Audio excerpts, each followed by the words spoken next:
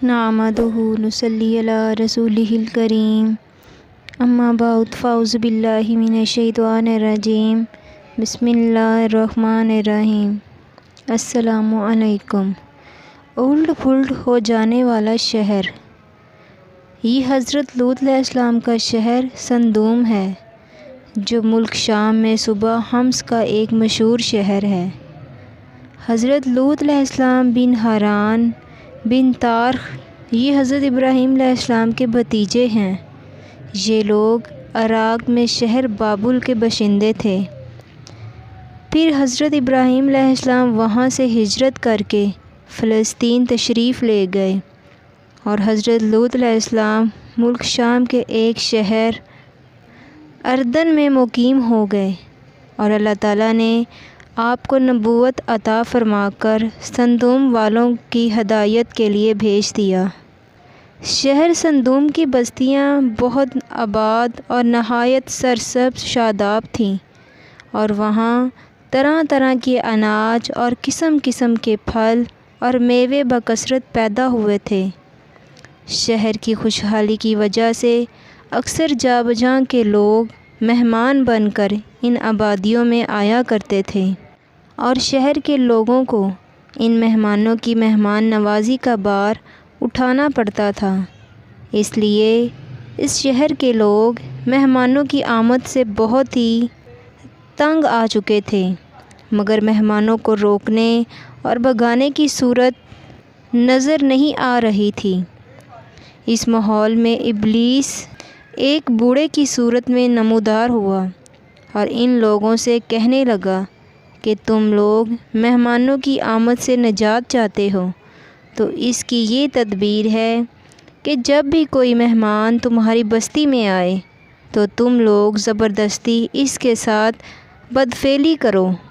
یعنی سب سے پہلے ابلیس خود ایک خوبصورت لڑکے کی شکل میں مہمان بن کر اس بستی میں داخل ہوا، اور ان لوگوں سے خوب بدفعلی کرائی۔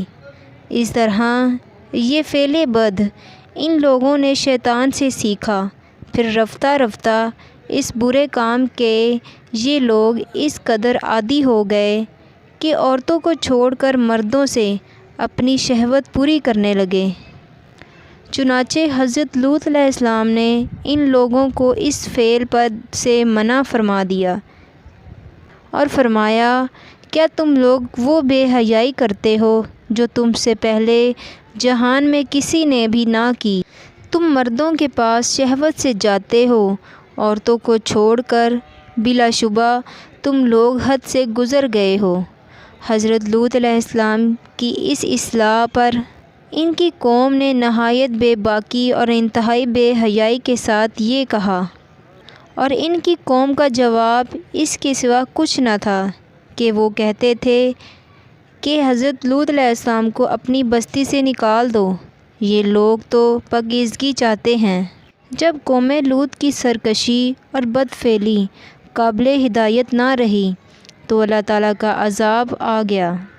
چنانچہ حضرت جبرائیل علیہ السلام چند فرشتوں کو ہمراہ لے کر آسمان سے اتر پڑے۔ پھر یہ فرشتے مہمان بن کر حضرت لوط علیہ السلام کے پاس پہنچے، اور یہ سب فرشتے بہت ہی حسین اور خوبصورت لڑکوں کی شکل میں تھے۔ ان مہمانوں کے حسن و جمال کو دیکھ کر اور قوم کی بدکاری کا خیال کر کے حضرت لوط علیہ السلام بہت فکر مند ہو گئے۔ تھوڑی دیر میں قوم کے بدفعلوں نے حضرت لوط علیہ السلام کے گھر کا محاصرہ کر لیا، اور ان مہمانوں کے ساتھ بدفعلی کے ارادے سے دیوار پر چڑھنے لگے۔ حضرت لوط علیہ السلام نے نہایت دل سوزی کے ساتھ ان لوگوں کو سمجھایا اور اس برے کام سے منع کرنا شروع کر دیا، مگر یہ بدفعل اور سرکش قوم اپنے بیہودہ جواب اور برے اقدام سے باز نہ آئی، تو آپ اپنی تنہائی اور مہمانوں کے سامنے رسوائی سے تنگ دل ہو کر غمگین اور رنجیدہ ہو گئے۔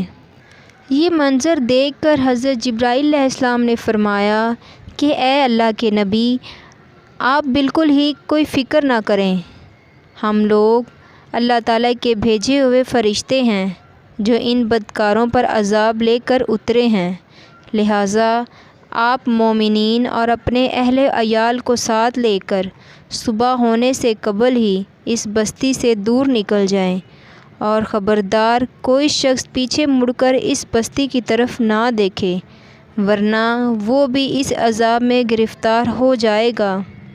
چنانچہ حضرت لوط علیہ السلام اپنے گھر والوں اور مومنین کو ہمراہ لے کر بستی سے باہر نکل گئے۔ پھر حضرت جبرائیل علیہ السلام نے اس شہر کی 5 بستیوں کو اپنے پروں پر اٹھا کر آسمان کی طرف بلند ہوئے اور کچھ اوپر جا کر ان بستیوں کو الٹ دیا، اور یہ آبادیاں زمین پر گر کر چکنا چور ہو کر زمین پر بکھر گئیں۔ پھر کنکر کے پتھروں کا مینہ برسایا اور اس زور کی سنگیں باری ہوئی کہ قوم لوط کا ایک ایک آدمی مر گیا، اور ان کی لاشیں بھی ٹکڑے ٹکڑے ہو کر بکھر گئیں۔ عین اس وقت جب کہ یہ شہر الٹ پلٹ ہو رہا تھا، حضرت لوط علیہ السلام کی ایک بیوی جس کا نام وعلا تھا، جو در حقیقت منافق تھی اور قوم کی بدکاریوں سے محبت رکھتی تھی، اس نے پیچھے مڑ کر دیکھ لیا اور یہ کہا کہ ہائے رے میری قوم، یہ کہہ کر کھڑی ہو گئی۔ پھر عذاب الہی کا ایک پتھر اس کے اوپر بھی گر پڑا اور وہ بھی ہلاک ہو گئی۔ چنانچہ قرآن مجید میں حق تعالیٰ کا ارشاد ہے، تو ہم نے حضرت لوط علیہ السلام اور ان کے گھر والوں کو نجات دی، اور ہم نے ان پر ایک مینہ برسایا، تو دیکھ تو کیسا انجام ہوا مجرموں کا۔ جو پتھر اس قوم پر برسائے گئے وہ کنکروں کے ٹکڑے تھے، اور ہر پتھر پر اس شخص کا نام لکھا ہوا تھا جو اس پتھر سے ہلاک ہوا۔